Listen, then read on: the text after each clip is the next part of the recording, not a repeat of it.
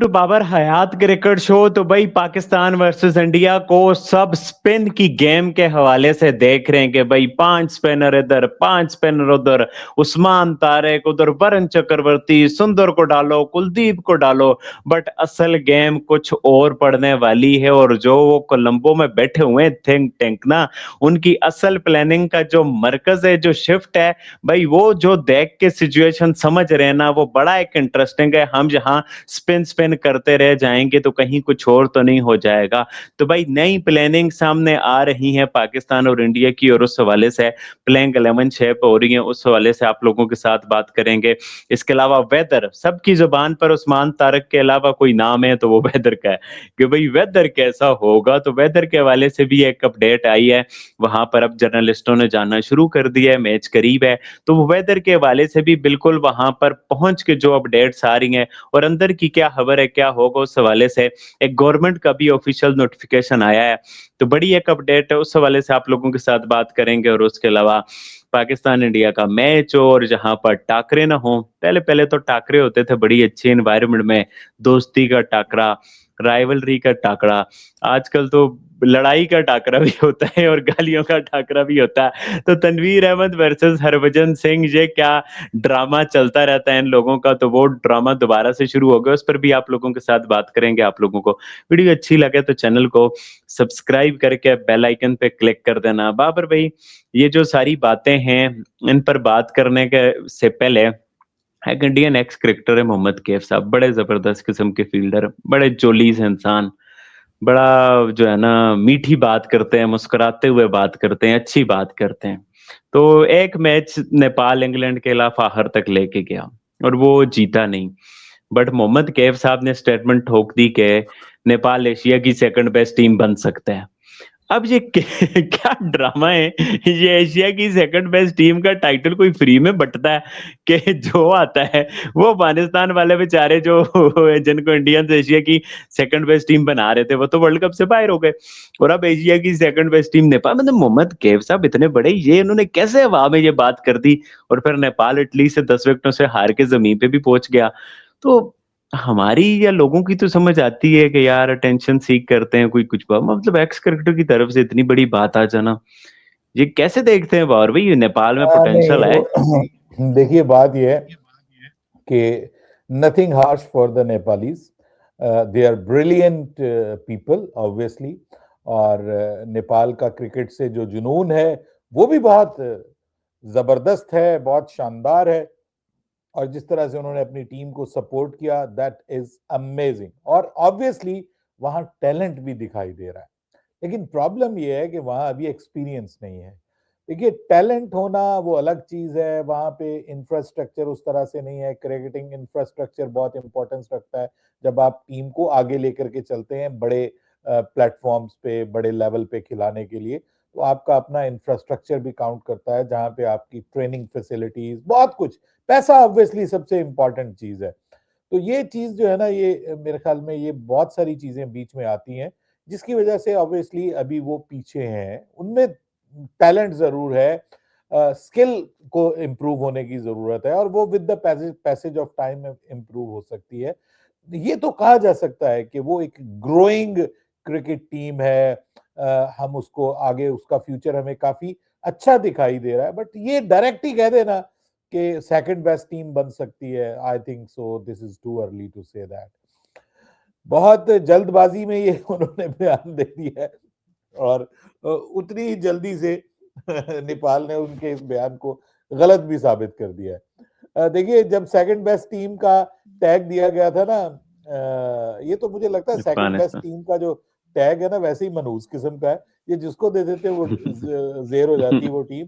जब से अफगानिस्तान को सेकंड बेस्ट टीम का टैग मिला है ना, उसके बाद से उनका डिक्लाइन स्टार्ट हो गया। और डिक्लाइन ये है कि मुस्तकिल डिक्लाइन। हालांकि पिछले मैच में अफगानिस्तान ने बहुत तगड़ी क्रिकेट खेली है, बहुत जबरदस्त क्रिकेट खेली है, और बैड लक है कि वो हार गए हैं। अदरवाइज उन्होंने बिल्कुल जीतने वाली क्रिकेट खेली थी अगेंस्ट साउथ अफ्रीका, और हैरान कर दिया पूरी दुनिया को। लेकिन फिर भी मैं ये कहता हूं कि सेकंड बेस्ट टीम बनने के लिए आपको एक लेगेसी लेके चलनी पड़ती है, और एक वक्त लगता है। देखिए पाकिस्तान और इंडिया जो है ना, ये 1947 के बाद से क्रिकेट खेल रहे हैं और इतना अरसा हो गया इनको क्रिकेट खेलते हुए कि और इन्होंने इतने बड़े बड़े, दोनों टीमों ने इतने बड़े बड़े लेजेंड्स पैदा किए हैं, इतने बड़े बड़े नाम पैदा किए हैं।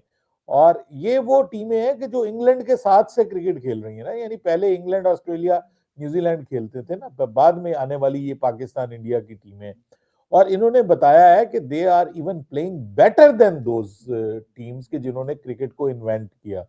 तो ऐसी सिचुएशन में मैं समझता हूं कि ये इतना तजुर्बा आपके पास आएगा तो फिर बात बनेगी, लेकिन उस वक्त तक पैसा बहुत इंपॉर्टेंट है ना। वहां पे पैसा नहीं है नेपाल में क्रिकेट में उस हद तक, ना ही इतनी बड़ी स्पॉन्सरशिप है, ना उनके पास बोर्ड के पास उतने पैसे हैं। अब जो इंडिया भी वैसे है काफी पाकिस्तान, सपोर्ट करता। देखिए हाँ, इंडिया भी सपोर्ट करता है, ये मैं मानता हूं, लेकिन कितना सपोर्ट कर लेगा ना, कितना सपोर्ट कर लेगा नेपाल क्रिकेट को, कितना सपोर्ट कर लेगा इंडिया जो है वो दूसरी क्रिकेट टीम को। एटलीस्ट आखिरकार उनको जो है ना वो अपने कदमों पे खड़े होना है, और वो खड़ा होने के लिए उनको बहुत अभी आगे मेहनत करने की जरूरत है। But you can't say that they are gonna be the second best team, ऐसे ही फ्री में सेकंड बेस्ट टीम, मतलब क्या है ये? वो बुग़्ज़ पाकिस्तान में कहां तक आप चले जाएंगे? पाकिस्तान को आप चाहते हैं कि वो कहीं खत्म हो जाए, कहीं नीचे चली जाए, कहीं दुनिया की 8वीं 10वीं नंबर की, 11वें 12वें नंबर की टीम बन जाए, ऐसा हो नहीं सकता। ठीक है, हमारे वो आता है, जवाल आता है, लेकिन फिर हम ऊपर उठ जाते। उसकी वजह यह है कि पैसा भी है, क्रिकेटिंग इंफ्रास्ट्रक्चर भी है, फिर हमारे पास दूसरी नहीं ना सही दुनिया की बड़ी लीग में से एक लीग पाकिस्तान करवा रहा है, और पाकिस्तान के पास नेपाल का अच्छा एक प्लेयर पैसा भी आया है। लिया हमने, हाँ जी, नेपाल का एक प्लेयर इस्लामाबाद यूनाइटेड ने, कौन सा जिसकी लिया है? फर्स्ट जिसका T20 में फर्स्टेस्ट 50 का रिकॉर्ड है, 9 बॉल 50 का, दीपेंद्र संगेरी। उसी अच्छा के अच्छा, करके मैंने हाँ, मैच भी देखा था, दपेंद्र, जी नेपाल जी वाला, और जी, वो बेचारा आउट हो गया। मेरी टीम ने लिया ना, इस्लामाबाद यूनाइटेड ने। हाँ। तो अच्छा अच्छा, ये है कि पीएसएल। बाद में उस्मान, वैसे उससे हट के हमारे टॉपिक से, कई प्लेयर जो पहले अनसोल्ड गए हैं वो बाद में टीमों ने साइन कर लिए।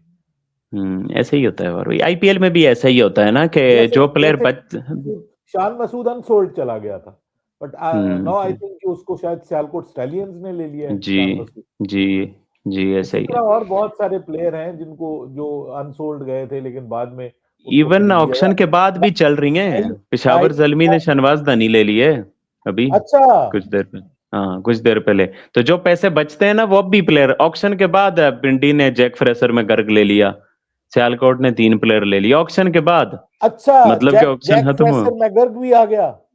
हाँ, पिंडी में आ गया वो, वाह, अच्छा, और पिंडी भी ने टीमें अच्छी टीम लेंगी। बनाई, मैंने हिसाब लगाया है।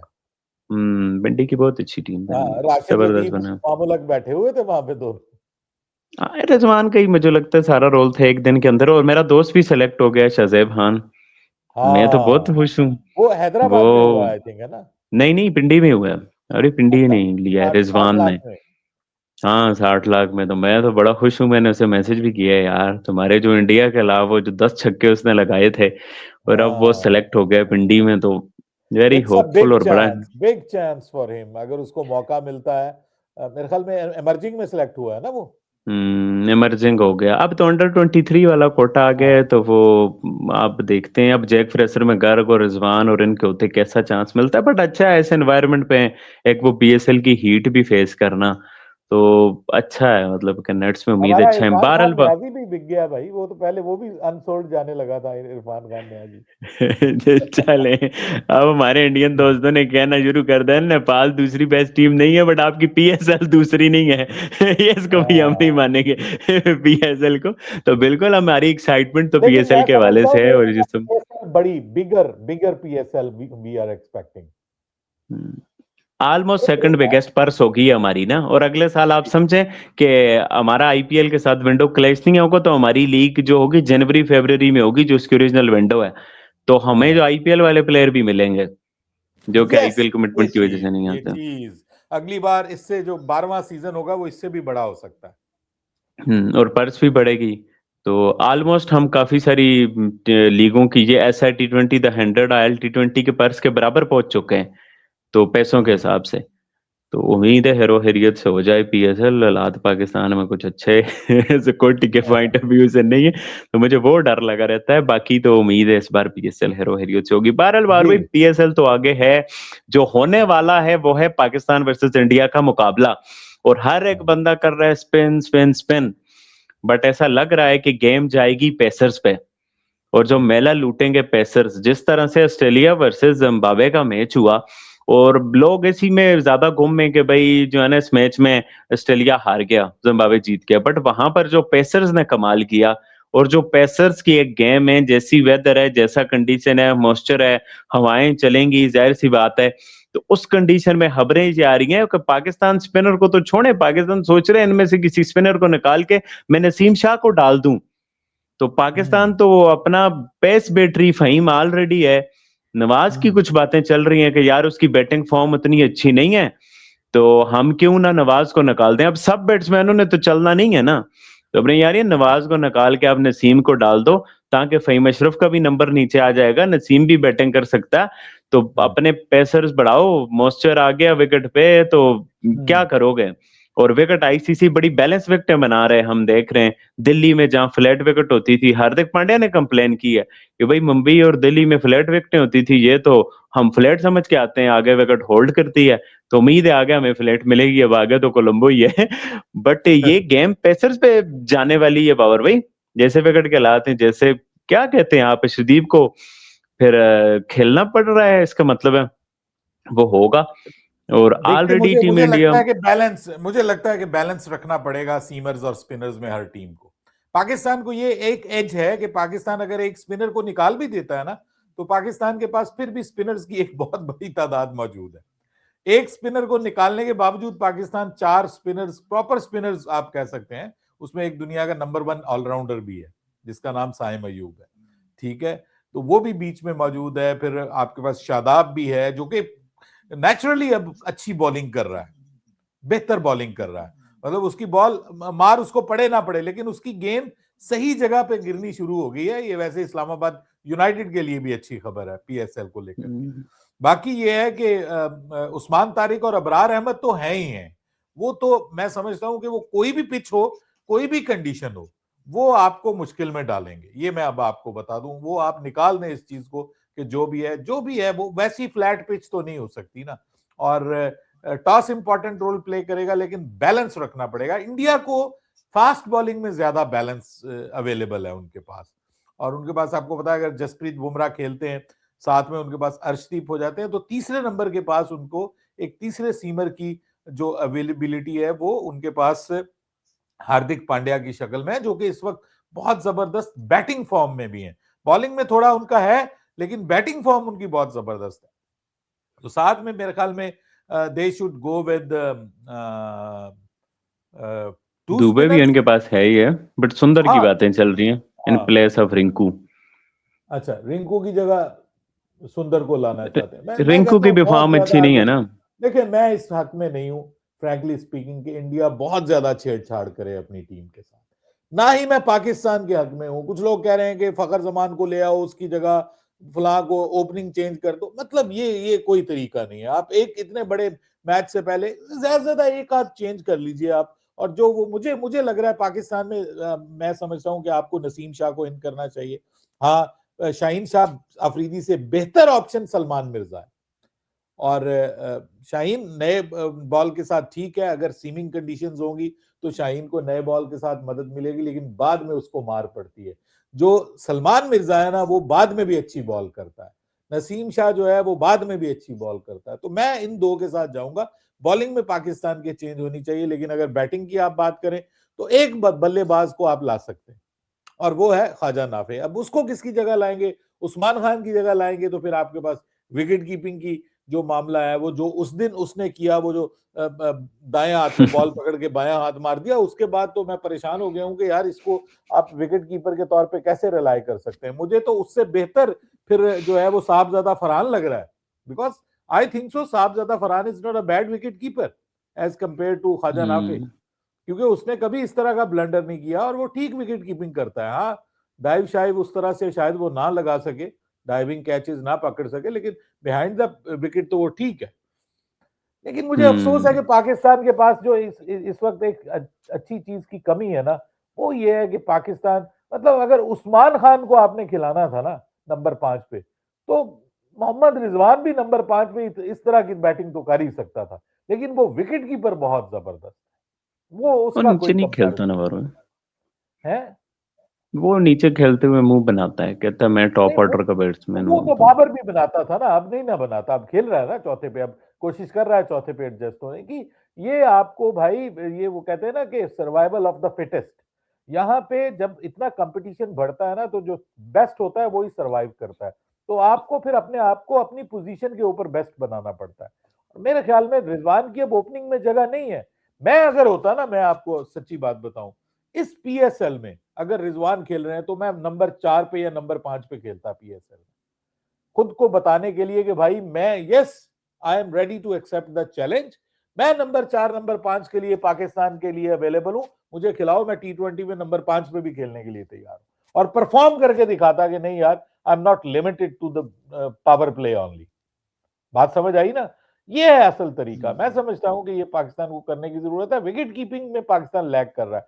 अब अगर आप उस्मान की जगह आसानी से, अगर उस्मान विकेट कीपर नहीं होते तो आसानी से उस्मान रिप्लेस होता था और उसकी जगह Khawaja Nafay way better option, एक 3.5 करोड़ 4 करोड़ में बिका है, एक 6.5 करोड़ में बिका है। पीएसएल वालों को भी पता है कि ख्वाजा नाफे नाफे जो है वो ज्यादा बेहतर ब्रांड है। और इवन इंडिया में ऐश्वर्य ने भी ये कहा था कि ख्वाजा नाफे के ऊपर नजर रखें, ये बहुत जबरदस्त है। तो देखते हैं, लेट्स सी, लेकिन बैलेंस रखना पड़ेगा उस्मान। मैं समझता हूं कि 5 स्पिनर्स के साथ जाना मुनासिब नहीं होगा पाकिस्तान के लिए, और मेरे ख्याल में इंडिया भी बैलेंस करेगा। 2 सीमर्स 1 ऑलराउंडर, पाकिस्तान भी 2 सीमर्स 1 ऑलराउंडर, वो भी एक स्पिनर एक्स्ट्रा जो सोच रहे थे। आई थिंक सो कि कंडीशंस को देखते हुए, इंडिया ऑस्ट्रेलिया जिम्बाब्वे मैच को देखते हुए, दोनों टीमों को कुछ ना कुछ बैलेंस लेके आना पड़ेगा। बिल्कुल बाबर भाई, क्योंकि वेदर के हवाले से अच्छी खबरें भी आई हैं और थोड़ी सी जो खबरें आ रही थी उनमें काफी थोड़ी कमी भी हुई है बारिश के हवाले से। और लोग जो कहते हैं कि अब वो मेलबर्न में पाकिस्तान वाला आपको मैच याद है जिसमें तो 90% की बारिश की पेशन गोई हो गई थी। वो हो गया था, वो हो गया और था। एक कतरा भी नहीं पड़ा था। लोग कह रहे थे मैच इधर करो, एक बॉल भी नहीं पड़ेगी और एक बॉल रुकी भी नहीं है। तो ये तो वेदर की प्रेडिक्शनों के हवाले से चलता रहता है श्रीलंका के हवाले से। ये तो उस दिन नहीं होगा कि क्या छोटा होगा क्या बड़ा। बहरहाल, और कुछ हमारे दो एक्स क्रिकेटर्स हैं लगे रहते हैं आपस में, तनवीर अहमद साहब और हरभजन सिंह। ठीक है, आपस में राइवलरी और जो है पाक भारत टाकरा होना तो अच्छी बात है, बट बिलो द बेल्ट नहीं जाना चाहिए। मतलब ना यहाँ से तनवीर अहमद साहब को ना वहां से हरभजन को। सूट दोनों ही एक दूसरे को करते हैं कि जो एक बोलता है उसका जवाब उधर से वही टक्कर का ही देता है और उधर वाला इधर से का ही देता है। बड़ा अच्छी इन्वायरमेंट, अच्छे माहौल में हो तो लोग जो है ना एक्स कैरेक्टर्स को बड़े आइडियल की तरह देखते हैं। तो एक्स कैरेक्टर्स को ऐसे बिहेव भी करना चाहिए कि भाई हम ऐसे बात करें, चाहे वो हरभजन हो चाहे तनवीर अहमद हो, कि भाई आपस में एक अच्छा एनवायरनमेंट बना रहे फैंस का। बाकी आप लॉजिकल बातें करें कि जो है ना एक दूसरे को, जैसे अश्विन कर रहे हैं उस्मान तारिक के वाले से, डिफेंड कर रहे हैं उस्मान तारिक को और मौकों पे जाके, हालांकि शुरू में वो भी थोड़ा कंसर्न जता रहे थे। तो ये इंडियन एम्पायर अनिल चौधरी कैसा काम कर रहे हैं, स्पोर्ट्स तक भी आए, बाकी जगह पे भी जा रहे हैं। वो कुछ उगलवाना चाह रहे हैं उनसे, बट वो कहते हैं नहीं भाई दिस इज लीगल, लीगल तो ये काम करने चाहिए स्पोर्ट्समैन को जो करने वाले होते हैं। आप लोग बताओ, आप लोगों की क्या राय है जो कुछ हमने डिस्कस किया? अपनी राय का इजहार लाजमी नीचे कमेंट करके बताएं। वीडियो अच्छी लगे तो चैनल को सब्सक्राइब करके बेल आइकन पे क्लिक करना है। इंशाल्लाह नेक्स्ट वीडियो में आप लोगों से मुलाकात होती है, तब तक के लिए अल्लाह हाफिज। अल्लाह हाफिज।